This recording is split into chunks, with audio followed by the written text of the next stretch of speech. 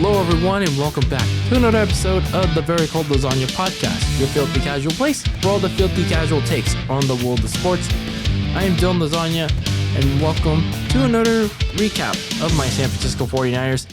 As well, where do we even begin? Where do we even begin with this NFC Championship game that they partook in against the top seed Philadelphia Eagles? They made it to the Final Four of the NFL playoffs in the 2022 season, and, well, there's honestly no words. I really don't know what to say. I really don't.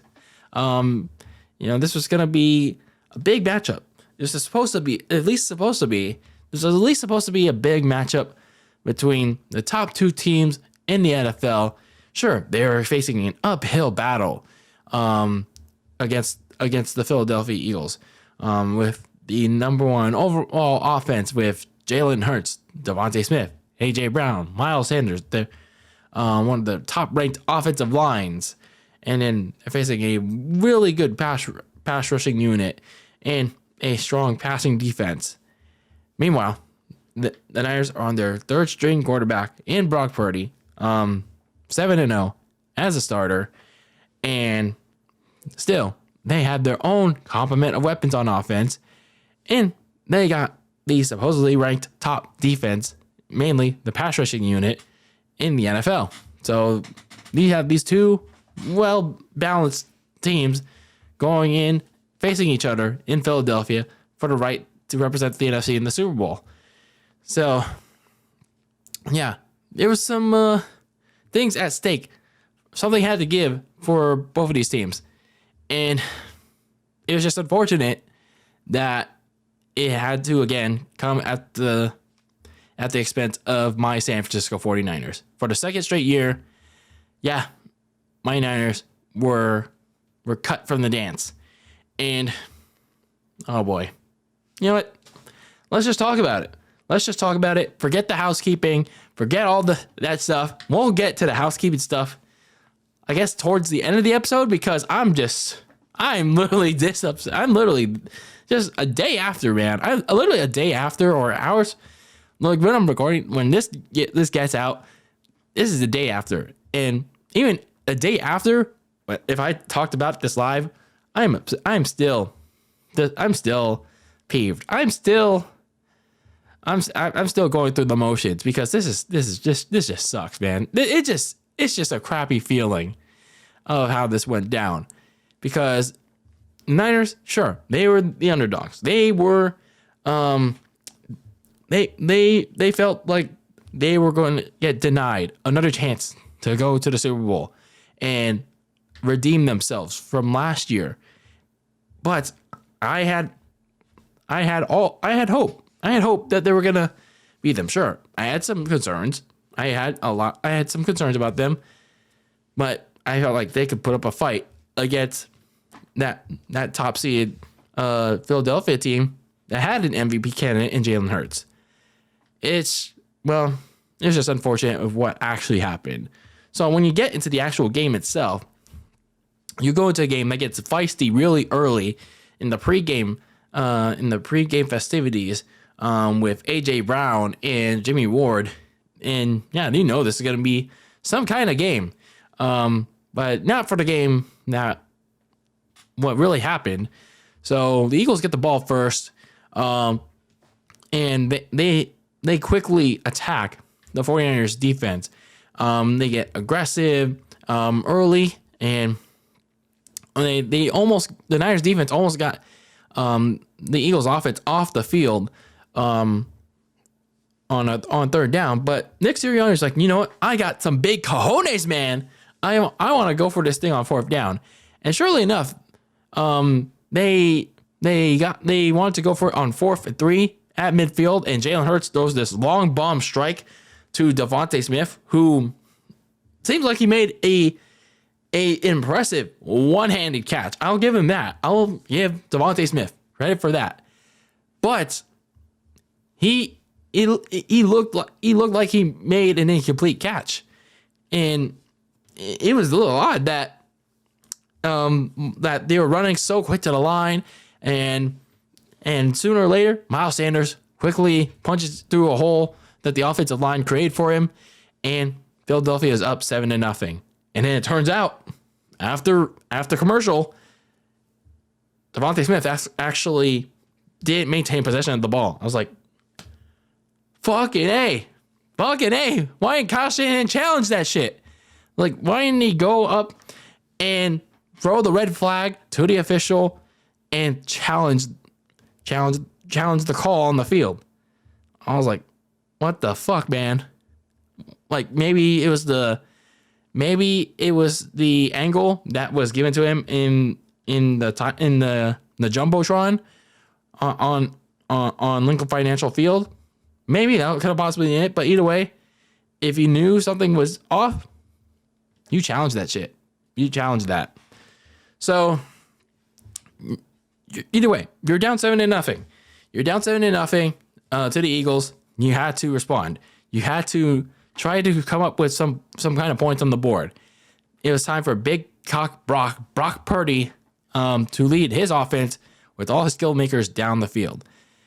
Unfortunately, it looked like he was gonna be able to get that opportunity.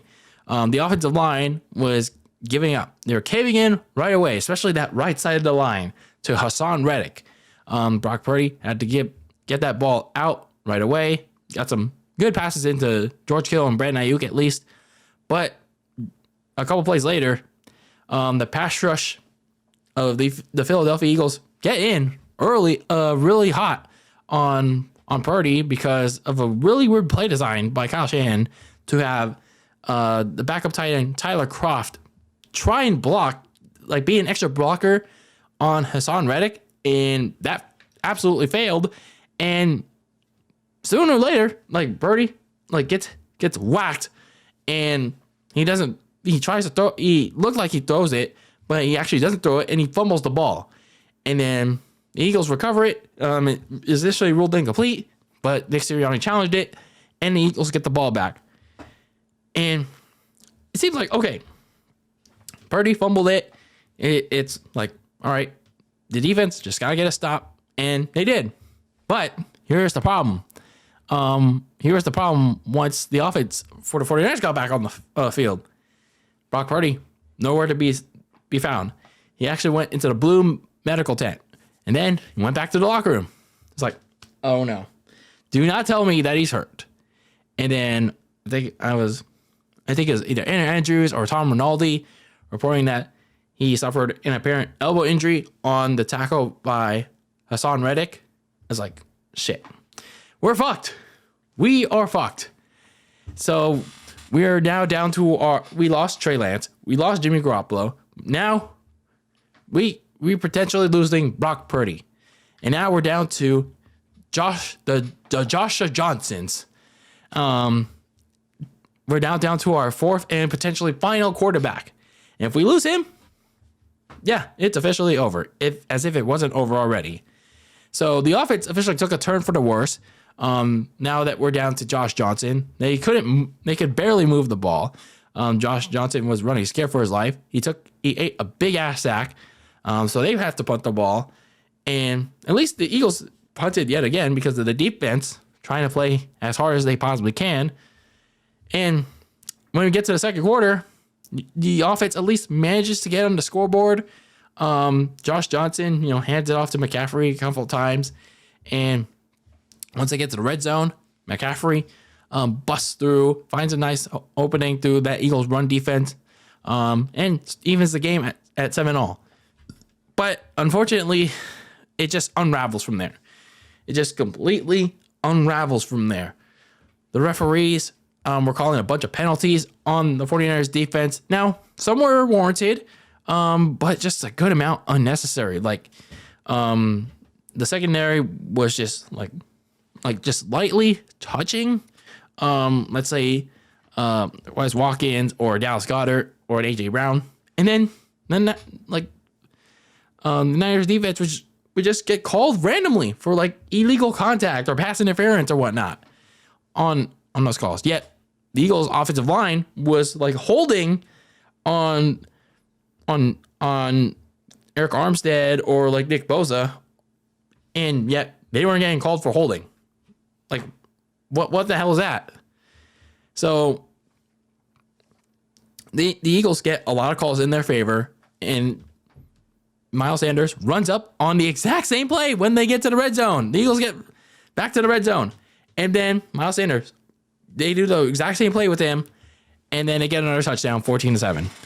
And then when the Niners get the ball, right after that, Josh Johnson loses the snap. And then the Eagles recovered it. Dre Greenlaw commits a stupid face mask penalty. Like, I swear to God, this dude, he's a good playmaker, but he just makes so many mistakes. And then after that, Boston Scott runs in an easy touchdown. Kind of like what Miles Sanders did the last 2 times. And this game is starting to run away from San Francisco. And I'm just thinking to myself, yeah, if Purdy is not able to come back in this game, if that injury, what was apparently an elbow injury, is much more severe than we initially thought, yeah, this game is pretty much what I pretty much envisioned what last year was supposed to be like. You know, the smashing that the Niners were gonna, what was gonna get, they were gonna get. You know, the smashing that the Cowboys were supposed to give them, the smashing that the Packers were supposed to give them, the smashing that the LA Rams were supposed to give them. Except now it's happening 1 year later by the Eagles. So, yes, the injury sucked, but penalties, mistakes in the second quarter were starting to like hamper the Niners even more. Like, it wasn't DeMeco Ryans' fault. It was like the players just really doing a lot of mental errors in that game. And of course, Josh Johnson not being able to move the offense really hurt matters even more.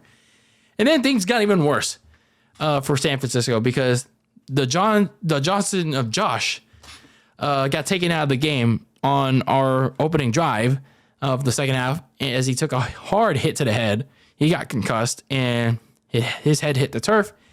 And yeah, he got taken out of the game. You have to bring back Brock Purdy into the game despite his elbow injury because, well, it's not like Mutant Football League, the video game where once you kill all your quarterbacks, whether you're playing online, there's no like forfeit. It's no forfeit city. Once you're playing Mutant Football League, Dynasty Edition, once you get rid of all the quarterbacks, you don't win by forfeit. You have to actually play a quarterback. And yeah, Brock Purdy had to play in, and the offense was pretty much stuck to a running only offense because yeah, Purdy unfortunately couldn't throw the ball. It really was that bad. And yeah, it's not the fault of Purdy, man. I really felt bad for him because he had to be in that kind of situation. But I didn't really understand why they couldn't do like different kinds of wildcat plays. So anyway, more crimes were committed by the Eagles on special teams and just in general, but it was just framed by the 49ers. Backup running back Jordan Mason got pushed by an Eagles lineman into punter Brett Kern. That gave the Eagles an opportunity to go ahead, stat pad, another touchdown. They're up 28-7 by the fourth quarter. And, well, yeah, the fourth quarter was pretty much Purdy just handing off the ball. All they were doing was running the damn thing. And that was pretty much all the fourth quarter was. The Niners couldn't do shit because, well, they don't have a quarterback. Kyle Shanahan didn't want to run Wildcat because if they ran it so many times, it would have become something unpredictable, like even with Christian McCaffrey. So it was like they didn't want to do no huddle. They didn't want to do anything even with Christian McCaffrey or Kyle Juszczyk at quarterback. It's like, so they gave up.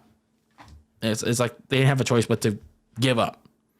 Forfeit, sit, like they didn't talk to like John Hussey, the referee, and say like, hey, we give up.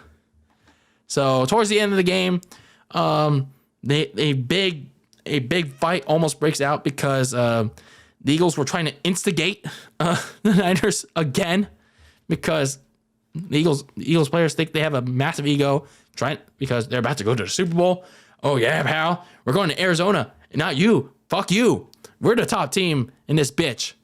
And Trent Williams just had enough. He slammed down Kayvon Wallace, the safety. Both he and Wallace get into it, and both were ejected. So I mean that was like kind of the only thing worth exciting. And yeah, that was pretty much it. 31-7. What an awful way to end the season. For as great of a season this was, especially with the Brock Purdy thing, this was just awful. This was an awful way to end the season. This game was pretty much over like the moment Brock Purdy got injured on the opening drive. Like once he got hit on that play by Hassan Reddick on the elbow, once he had to get rid of that ball, it was just like shit. And then the more the game went on, it's like the more we learned about Brock's injury, it's just like shit. It's like it wasn't like I was like initially wondering because I was watching this at work. Yes, I had to work during this game. I was like so upset. Like, why are they playing Brock Purdy in the game? Why did they take him out? It was like kind of like the 5 stages of grief, I guess like they call it. It was like anger, despair, acceptance, and whatnot. I was like, that's pretty much me during this whole game. Probably through this whole conference championship Sunday, which we'll talk about with the NFC Championship game, because that's pretty much me. Because this game, I don't even know if I could say it was even worse than last year, because at least last year, yeah, it had heartbreak. This year was just shit. This year was just, oh my God, it was just sad. That's all I can say. It was just sad. Last year's against the Rams was just heartbreak. This year's just plain sad. So once they turned to John Johnson or Josh Johnson, yeah, I try saying that a million times. The Eagles defense pretty much just feasted. The Niners ultimately met their fate that awaited them last year. Like I said, smashed, embarrassed, blown out in the playoffs. I mean, yeah, they really couldn't do much with no quarterback. But I mean, when considering that, well, the defense that had played so well for most of the year, they pretty much unraveled. They did themselves no favors, committed a crap ton of penalties, and well, ref ball didn't help matters either. It just got so out of hand that it became a lot of their penalties later on just became out of pure frustration because how everything was just getting favored towards Philadelphia. And, you know, I can't really blame them on that one. And then last but not least, all I can say is, well, some people are trying to like shift blame away from Kyle Shanahan a bit. And I will say that he deserves a little bit of it. Oh, just a little. Because with Kyle Shanahan, I feel like, you know, I feel like he could have challenged the play with not AJ Brown, Devontae Smith. I'm just wondering why he didn't. Maybe I'm contradicting myself a bit because he could have he didn't get the right angle or like from the Lincoln Financial Field. What do you call it? The Titantron, whatever. But at the same time, if you kind of see a play like that and something is up when they're running up to the field like very quickly, you have to challenge something like that. You have to get your red flag and throw that bitch. Don't just sit there and let your defense take it like that.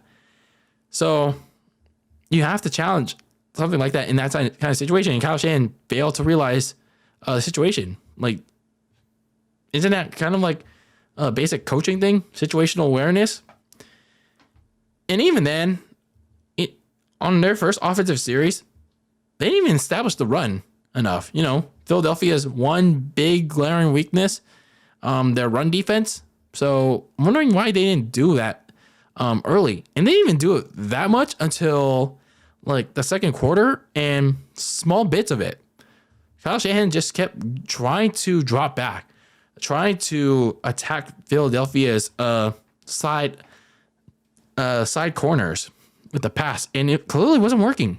They clearly could have tried to establish the running game, attack the run defense, which was pretty weak, and try something over the middle. And sure, I get it. The offensive line is not good, but Philadelphia has their own weaknesses that you can exploit. So I don't know, man. I really don't know with what he was thinking. And then there's also the play design that injured Brock Purdy. I'm really questioning why he even had backup tight end Tyler Clough go in there, try and block Hassan Reddick as an extra lineman, and it failed miserably. Like, why even put him in that situation? Wouldn't you have, like, for as bad as he is, Mike McGlinchey, like, block Hassan Reddick and then have someone else in his position? Like, wouldn't you? I'm just thinking, like, why have him there? Because if you have a backup tight end, it's like, it's not going to work. It's not going to work. And it clearly didn't. He got splatted down, and then here came Hassan Reddick, and now Brock Purdy has to get that ball out, and boom. There goes his elbow. So overall, man, this just absolutely was sad to see. I mean, it's not Purdy's fault. It's not defense's fault. It's not D'Amico Ryan's fault. Just a lot of bad luck in this game, and the quarterback luck finally ran out. It just absolutely finally ran out. The Niners 2022 season ends pretty awful. 31-7.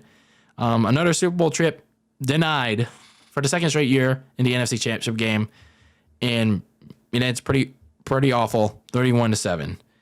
So, yeah, the Philadelphia Eagles. I guess, I don't know if I could necessarily say congratulations to them. I mean, looking at their playoff run so far, I mean, they've easily beaten two teams at least one team that didn't really deserve to be in the playoffs in the New York Giants, and another team that certainly did, but lost two quarterbacks. Well, yeah, the other half of their quarterback room, so you didn't really know how they were going to compete. So I didn't mean either way. The Philadelphia Eagles, with Jalen Hurts and their well-balanced team, I mean, they're about to face their truest test yet in Arizona, and we're about to see if they're going to be legit against a more potent team in the Kansas City Chiefs, and what could be a more healthier Patrick Mahomes by then. And we'll see if they are going to be able to contain, a poor secondary, a pass rushing duo, Frank Clark and Chris Jones, and Willie Gay. I mean, we'll see. We'll see if the Philadelphia Eagles can bring home a second title into their ready, rowdy fan base. Meanwhile, for my 49ers, the season ends here. I mean, I really don't have much else to say. I'm honestly just too, like, I'm too like in the motions, like negatively right now. I mean, yeah, I'll get it over. I'll get over it eventually, like I did last year. But like this year, it just really hurts. It really hurts. So anyway, looking ahead to early look ahead to the 49ers offseason. Obviously, the biggest thing for the 49ers to look ahead to is what are they going to do at the quarterback position? And there already are questions about what's going to happen with Brock Purdy because they don't know. I mean, at the time I'm recording this, and whatever's going to happen with that MRI is like, how long is Brock Purdy going to be out? And I think it's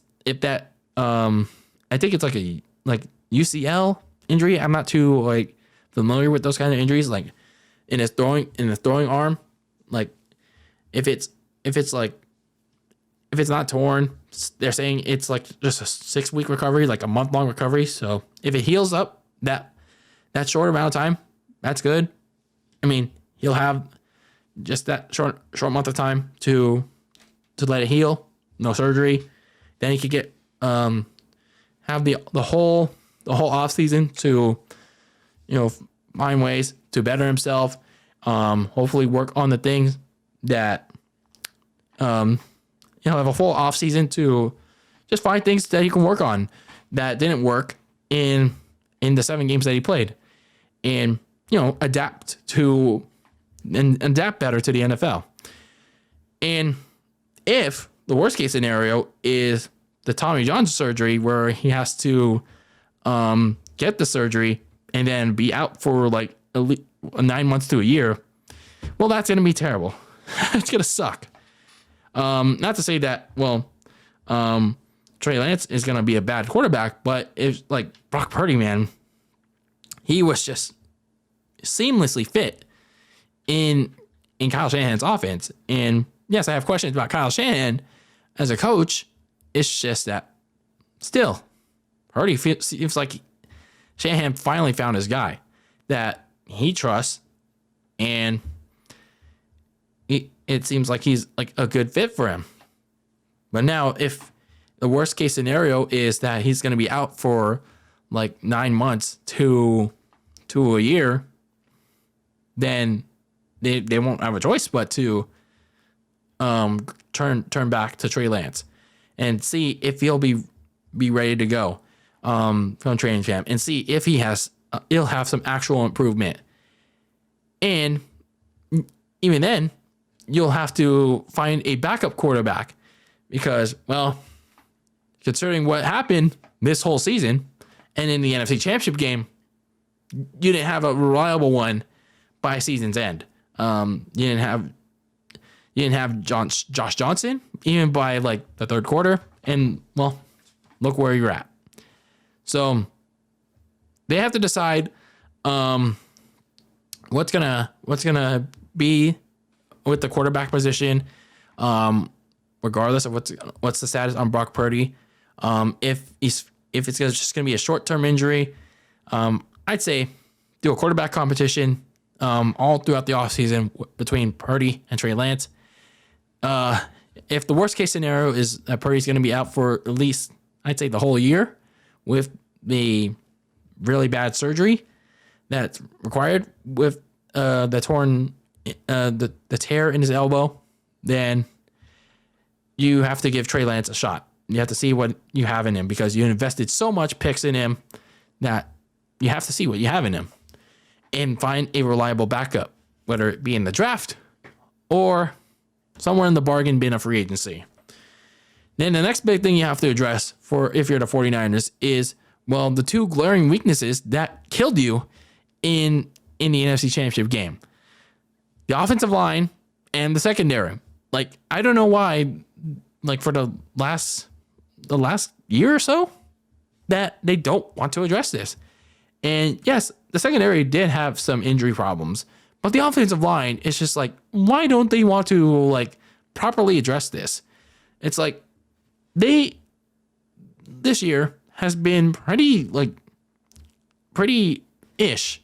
It's been pretty mid, like especially with like Mike McGlinchey allowing 6 sacks in, being so inconsistent, and Spencer Burford's been okay, but how will he be like in year 2? So you have questions. I say the most important thing is finding a replacement for Mike McGlinchey. So the cracks really started showing against the Dallas Cowboys, and the dam really broke against the Philadelphia Eagles. Aaron Banks has been, the left side with Trent Williams and Aaron Banks, pretty good.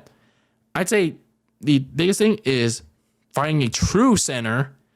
Jake Brendel. I mean, no disrespect, but it's not a true center. And then, I think Spencer Burford has been pretty okay. You want to see what you have in him in year 2. And then finding that replacement for Mike McGlinchey. He's an unrestricted free agent. Just let him go. Kyle Shanahan, John Lynch, please don't be stupid and re-sign his ass. Let him go. find a replacement in the draft or in free agency. Find someone else out there. So, meanwhile, in the secondary, the passing defense this year, for a top ranked, for as strong as their defense was, the passing defense in the secondary was bad. They allowed a lot of yards, whether it was after the catch, on short yardage situations, or in downfield situations, like deep balls. Like, notably, in the Cowboys game, the Seahawks game, and the Eagles game. Too many deep balls allowed by that 49ers secondary. Like, sometimes there was too many lapses in coverage by the safeties like Talanoa Hufanga, Deshaun Gibson. Even Travis Ward had some lapses.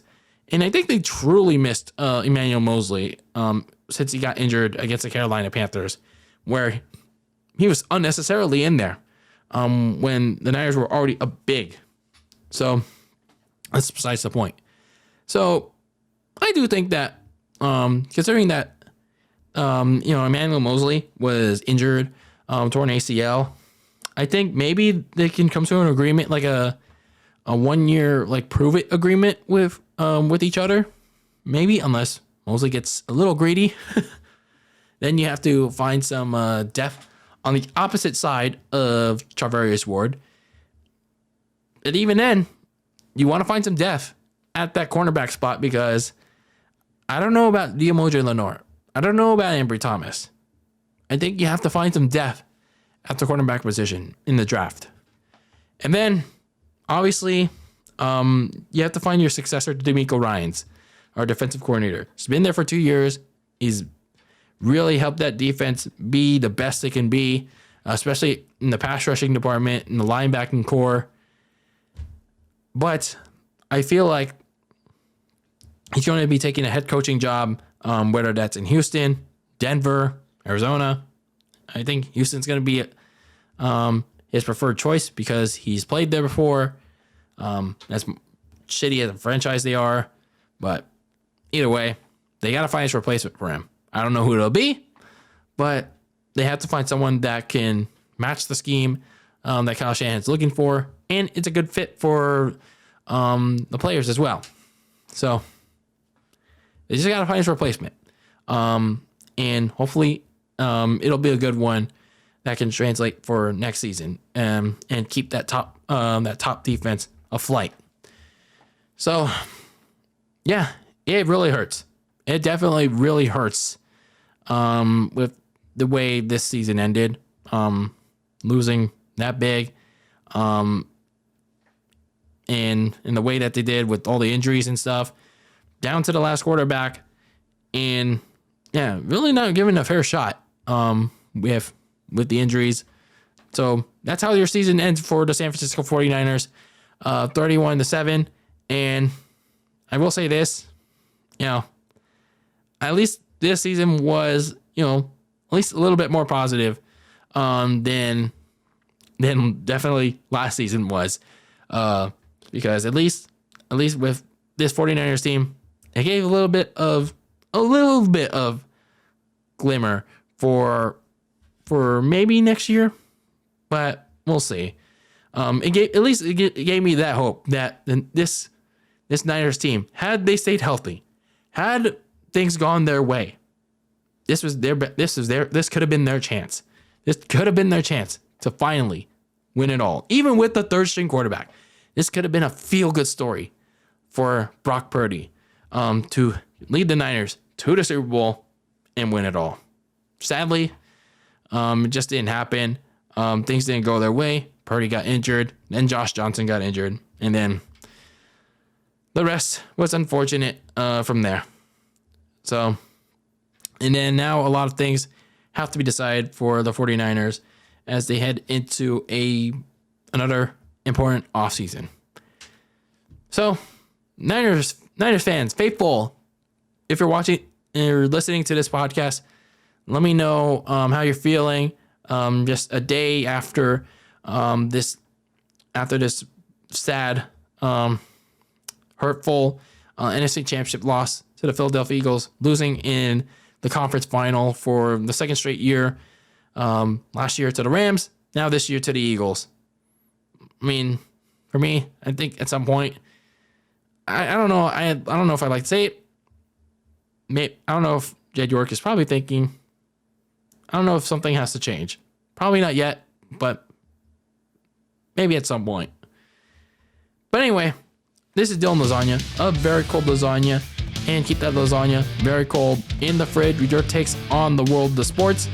And make sure you tune in wherever you get your podcasts, be it YouTube, Spotify, Anchor FM, Google Podcasts.